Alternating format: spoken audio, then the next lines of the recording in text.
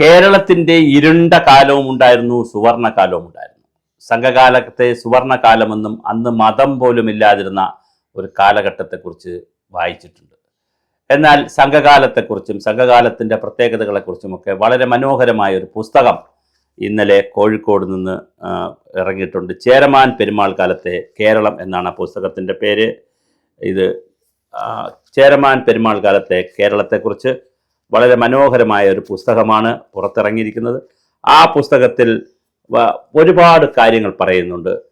അശോകൻ ചേമഞ്ചേരി എന്ന പ്രാദേശിക ചരിത്രകാരനാണ് ആ പുസ്തകം എഴുതിയിരിക്കുന്നത്. അറിയപ്പെടുന്ന അക്കാഡമിക് ചരിത്രകാരനായിട്ടുള്ള ഡോക്ടർ KKN കുറുപ്പിൻ്റെ ആമുഖവുമുണ്ട് അതിനകത്ത്. അതുപോലെ തന്നെ മഞ്ജു എന്ന് പറയുന്ന മറ്റൊരു ചരിത്രകാരിയുടെ ആമുഖവുമൊക്കെ ഉള്ള ഒരു പുസ്തകമാണ്. നല്ല മനോഹരമായിട്ടുള്ള പുസ്തകം. ഇന്നലെയാണത് പ്രസാദനം ചെയ്തത്. അതിൻ്റെ copy doctor Manjusha R Varma, ആ മലയാള സർവകലാശാല അസോസിയേറ്റ് പ്രൊഫസറുമൊക്കെ തിരൂരിലെ തയ്യാറാക്കിയിട്ടുള്ള ആമുഖമൊക്കെ എഴുതിയിട്ടുള്ള ഒരു പുസ്തകം, മനോഹരമായ പുസ്തകമാണ്. ഈ പുസ്തകം എല്ലാ മലയാളികളും വായിക്കണം. കാരണം ചേരമാൻ പെരുമാൾ കാലത്തെ കേരളം എങ്ങനെയായിരുന്നു? നമ്മളിപ്പോൾ ഇവിടെ ഇരുന്നുകൊണ്ട് ജാതിയെയും മതത്തെയും കുറിച്ചൊക്കെ പറയുകയും എല്ലാ കാലത്തെയും കുറിച്ച് പറയുകയും അങ്ങനെയല്ല ഭാരതത്തിൽ ഉണ്ടായിരുന്നു. സനാതന ധർമ്മത്തിൻ്റെ പുഷ്കല കാലമുണ്ടായിരുന്നു, മതമില്ലാത്ത കാലമുണ്ടായിരുന്നു, എന്നാൽ ഇരുണ്ട കാലമുണ്ടായിരുന്നു, ജാതിയുടെ മേൽക്കോയ്മ ഉണ്ടായിരുന്ന കാലമുണ്ടായിരുന്നു. അങ്ങനെ ഒരു സമ്മിശ്രമായ ഭാരതമാണുള്ളത്, സമ്മിശ്രമായ ഒരു കേരളമാണ്. ആൾക്കാശുണ്ട്, അടിമക്കാശുണ്ടായിരുന്നു, ചാന്നാൻ പൊന്നു എന്ന് പറയുന്ന മേതിപ്പൊന്ന്, തളൈക്കാണം, ഏണിക്കാണം, പദവാരം, ഭൂനികുതിയൊക്കെ ഉണ്ടായിരുന്ന കാലം. അതുപോലെ മുലൈ വിലൈ എന്ന് പറഞ്ഞാൽ മുലകൾ കൊണ്ട് നടക്കണമെങ്കിൽ സ്ത്രീകൾ അതിന് ചെറിയ നികുതി കൊടുക്കണമായിരുന്നു. മീശക്കരം ഉണ്ടായിരുന്നു, തലക്കരം കൊടുക്കണം പുരുഷന്മാർ. അതുപോലെ തളൈക്കോണം ഒരുതരം തൊഴിൽ നികുതി ഉണ്ടായിരുന്നു. പിന്നെ കള്ളിന് കരം കൊടുക്കണമായിരുന്നു, കുടനാഴി എന്നൊക്കെ പറയുന്ന വളരെ വ്യത്യസ്തമായ ഓരോ നാട്ടുരാജ്യങ്ങളും കുഞ്ഞു കുഞ്ഞു ഒന്നാമത് മനസ്സിലാക്കേണ്ടത് കുഞ്ഞു കുഞ്ഞു നാട്ടുരാജ്യങ്ങളാണ്. ഇതൊന്നും കേരളം പോലുള്ള വലിയൊരു സംസ്ഥാനമോ ഇന്ത്യ പോലുള്ള വലിയൊരു രാജ്യമല്ല. ഓരോ നാട്ടുരാജ്യത്തും അവരവരുടെ സാമ്പത്തികത്തിനനുസരിച്ചും അവരവരുടെ വിൻസ് ആൻഡ് ഫാൻസി അനുസരിച്ചും പല കാര്യങ്ങൾ ഉണ്ടായിട്ടുണ്ട്. അതല്ല കേരളം. കേരളം മൊത്തം അതായിരുന്നില്ല. ബ്രാഹ്മണന്മാരെ എടുത്തു കഴിഞ്ഞാൽ ഒരു 10, 20, 30 ഐറ്റത്തിൽ ബ്രാഹ്മണന്മാരുടെ പേരുണ്ട്. അപ്പോൾ അതെല്ലാം കൂടി ഒരു ബ്രാഹ്മണൻ എന്ന് പറഞ്ഞ് ഒന്നിച്ച് നമുക്ക് പറയാൻ കഴിയത്തില്ല. അപ്പോൾ ധാരാളം പല പേരുകളിലാണ് ബ്രാഹ്മണന്മാരത്തിന് അറിയപ്പെടുന്നത്. തമ്പ്രാക്കന്മാരുണ്ട്, അഷ്ടഗ്രഹത്തിൽ ആഢ്യന്മാരുണ്ട്, വിശിഷ്ട ബ്രാഹ്മണരുണ്ട്, അടിതിരി, അക്കത്തിരി, ചോമാതിരി, ഭട്ടതിരി, സാമാന്യ ബ്രാഹ്മണനുണ്ട്, ജാതി മാത്രന്മാരുണ്ട്, സാങ്കേതികന്മാരുണ്ട്, പോറ്റിമാരുണ്ട്, എംബ്രാന്മാരുണ്ട്, എംബ്രാൻ തിരിമാരുണ്ട്, ശാപസ്തന്മാരുണ്ട്, പന്നിയൂർ ഗ്രാമക്കാരുണ്ട്, ഗ്രാമണിക്കാരുണ്ട്. ഞാൻ ഒരു വിഭാഗത്തിനെ കുറിച്ചാണ് പറഞ്ഞത്. ന്യൂനജാതി ബ്രാഹ്മണരുണ്ട്, ഇളയന്മാരുണ്ട്, മൂത്തതുണ്ട്, മൂത്തേടത്തുണ്ട്. ഇങ്ങനെ 100 നായന്മാരെ എടുത്തു കഴിഞ്ഞാൽ വിളക്കത്തിലെ നായർ. ഇങ്ങനെ ഇതെല്ലാം ശരിക്കും പറഞ്ഞാൽ ജാതി ആയിരുന്നു എന്ന് ചോദിച്ചാലും പറയാൻ പറ്റത്തില്ല. അവരവരുടെ തൊഴിലിനെ അടിസ്ഥാനമാക്കി. പിന്നെ അത് ബ്രിട്ടീഷുകാരുടെ കാലത്തേക്കൊക്കെയാണ്. പിന്നെ അന്തരാള ജാതികളുണ്ട്, അതുപോലെ തന്നെ ശപ്പികൾ. ഇതൊക്കെ നല്ല രസമാണ് പഠിക്കാൻ. നീചജാതികളായിട്ടുള്ള ആളുകളെ ബ്രാഹ്മണന്മാർ എന്ന് പറയുന്ന മറ്റൊരു വിഭാഗങ്ങൾ. അത് മാത്രമല്ല പുലയ രാജാക്കന്മാരുണ്ടായിരുന്നു, പറയ രാജാക്കന്മാരായിരുന്നു, മലയരയ രാജാക്കന്മാരുണ്ടായിരുന്നു. ആ കാലഘട്ടത്തിൽ പിന്നെ കാടിന്റെ വനവിഭവങ്ങൾ എടുത്തിരുന്നതെല്ലാം കാട്ടിൽ വസിച്ചിരുന്നവരാണ്. അവർക്ക് വലിയ ആഘോഷങ്ങൾ ഉണ്ടായിരുന്നു, ഒരു സമത്വം ഉണ്ടായിരുന്നു, ഒരു സ്ത്രീ പുരുഷ തുല്യത ഉണ്ടായിരുന്ന കഥയൊക്കെ ഈ പുസ്തകത്തിൽ പറയുന്നുണ്ട്. അപ്പോൾ വളരെ മനോഹരമായ പുസ്തകമാണ് ഇത്. 350 രൂപയാണ് വില. ചരിത്ര പഠനമാണ്. മണ്ണാർക്കണ്ടി പബ്ലിഷേഴ്സ്, ചേമങ്കര, കോഴിക്കോടാണ് ഈ പുസ്തകം ഇറക്കിയിരിക്കുന്നത്. 350 രൂപയാണ് ഈ പുസ്തകത്തിന്റെ വില.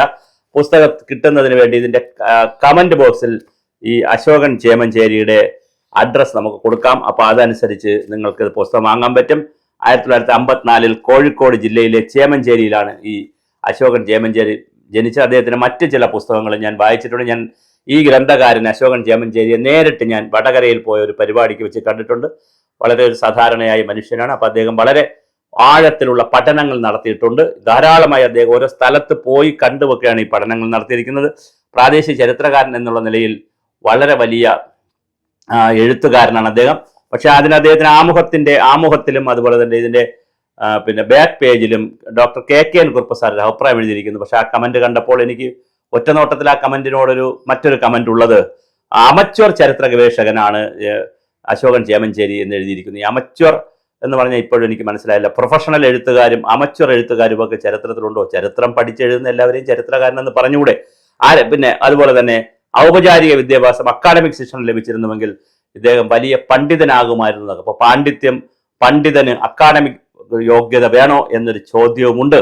ഓരോ മേഖലയിലും പാണ്ഡിത്യമുള്ളവരായി വരാൻ രാഷ്ട്രീയ പാണ്ഡിത്യമുള്ളവരുണ്ട്, അക്കാഡമിക് പാണ്ഡിത്യമുള്ളവരുണ്ട്, ചരിത്ര പാണ്ഡിത്യമുള്ളവരുണ്ട്.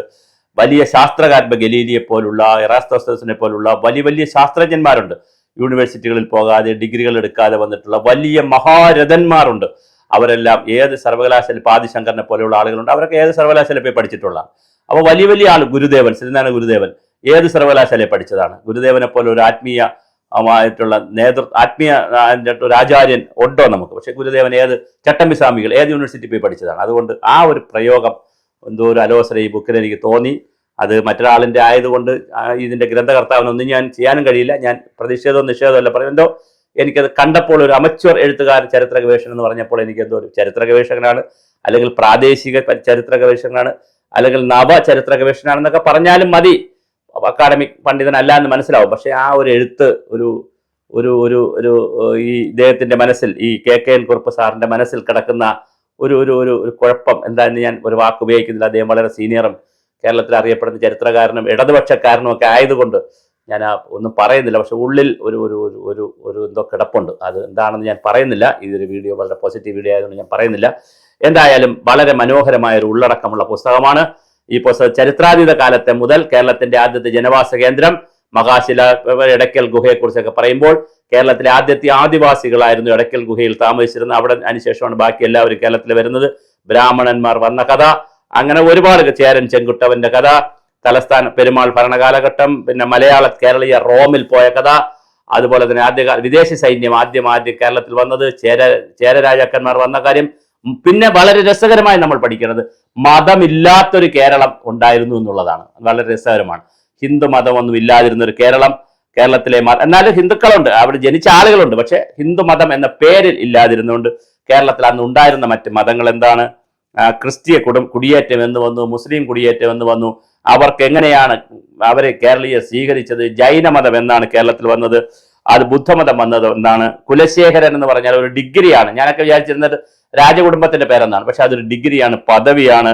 അതുപോലെ തന്നെ ചേരർ കോഴിക്കോട്ട് വന്ന കഥ, നാണയങ്ങൾ, പഴയകാലത്തെ തുറമുഖങ്ങൾ, കേരളം തുറമുഖങ്ങളുടെ നാടുകളായിരുന്നു. അടിമകൾ, നികുതി സമ്പ്രദായം, ഞാൻ നേരത്തെ പറഞ്ഞു മുലയ്ക്കും മീശയ്ക്കും ഒക്കെ കരം വയ്ക്കുന്ന നികുതി സമ്പ്രദായങ്ങൾ, പുഴകൾ, തുറമുഖങ്ങൾ, വട്ടെഴുത്തും കോലെഴുത്തുമാണ് നേരത്തെ ഉണ്ടായിരുന്നത്. ഇന്ന് പോലത്തെ ലിപികളൊന്നുമില്ല. നബിക്ക് മുമ്പ് ഇവിടെ വന്ന അറബികൾ, അതാണ് ഈ നമ്മൾ വാവർ സ്വാമിയായിട്ടൊക്കെ ബന്ധപ്പെട്ട കഥകൾ അതിനകത്ത് വരുന്നതാണ്. നബിക്ക് മുമ്പേ വന്നവർ അറബികൾ. ചിലപ്പതികാര കാലത്ത് ഇങ്ങനെ വന്നു. മക്കത്ത് പോകാനുള്ള കാരണം കേരളത്തിലെ മുസ്ലിങ്ങളുടെ ചരിത്രത്തിൽ പറയുന്നത് ഇങ്ങനെ തുടങ്ങി. നബിമാർ കേരളത്തിന്റെ കാര്യം, അതുപോലെ തന്നെ ഇരുളടഞ്ഞൊരു കേരളം, പിന്നെ കുറ്റവും ശിക്ഷയും, 1400 നടന്ന കുറ്റവും ശിക്ഷയും, ഈ 100 വർഷം നീണ്ടുനിന്ന സംഘർഷം, കേരളത്തിൽ നീണ്ടുനിന്ന സംഘർഷങ്ങൾ, കോഴിക്കോടിന്റെ ഉത്ഭവം തുടങ്ങി ഹൈദരാലിയുടെ ആക്രമണം, സാമൂതിരിയുടെ ആത്മഹത്യ, പുതിയങ്ങാടിയുടെ ചരിത്രം തുടങ്ങി വളരെ മനോഹരമായ 19ഓളം വിഭാഗങ്ങളിലെ ടൈറ്റിലുകളിലായിട്ട്, പിന്നെ ചെറിയ ചെറിയ സബ് ടൈറ്റിലുകളായിട്ടിട്ടുള്ള കാര്യങ്ങൾ, ടിപ്പു ചെയ്ത നല്ല കാര്യങ്ങൾ, ടിപ്പു ചെയ്ത ദോഷം കാര്യങ്ങൾ എല്ലാം പറയുന്ന കണ്ണൂരിലെ പഴയ സ്കൂള്, അനുബന്ധ വിവരങ്ങൾ എല്ലാം ചേർത്തിട്ടുള്ള വളരെ മനോഹരമായ ഒരു പുസ്തകമാണ്. ഞാൻ പറഞ്ഞു പുസ്തകത്തിന്റെ ഡീറ്റെയിൽസ് ഞാൻ പറഞ്ഞത് വളരെ വിശദമായ ഒരു പുസ്തകമാണ്. ഇത് ഏകദേശം 215 പേജോളമുള്ള നല്ലൊരു പുസ്തകമാണ്. കഴിഞ്ഞ ദിവസമാണ് അത് പ്രകാശനം ചെയ്തത്. ചരിത്ര വിദ്യാർത്ഥികളും കേരളത്തെക്കുറിച്ച് അറിയണമെന്നുള്ള കൗതുകമുള്ള എല്ലാവരും വാങ്ങി ഈ പുസ്തകം വായിക്കണം. അശോകൻ ചേമഞ്ചേരിക്ക് ഇനിയും കൂടുതൽ പുസ്തകങ്ങൾ എഴുതട്ടെ. അത് എത്ര പുസ്തകം എഴുതിയാലും അമച്വർ ചരിത്ര ഗവേഷകൻ എന്ന് മാത്രമേ നിൽക്കാൻ കഴിയുള്ളൂ. കാരണം ഇങ്ങനെ നമ്മൾ മാനവരാശിയെ ഒരുപാട് ക്ലീഷേകളിൽ ചേർത്ത് വച്ചിട്ടുണ്ട്. ആ ക്ലീഷേ ഇല്ലാത്തൊരു ലോകം വരുമായിരിക്കും. ആ കാലം വരട്ടെ എന്ന് നമുക്ക് ആഗ്രഹിക്കാം. എന്തായാലും അശോകൻ ചേമഞ്ചേരിക്ക് എല്ലാവിധ ഭാവുകങ്ങളും നേരുന്നു. പുസ്തകം പരമാവധി ആളുകൾ വാങ്ങി വായിക്കുക.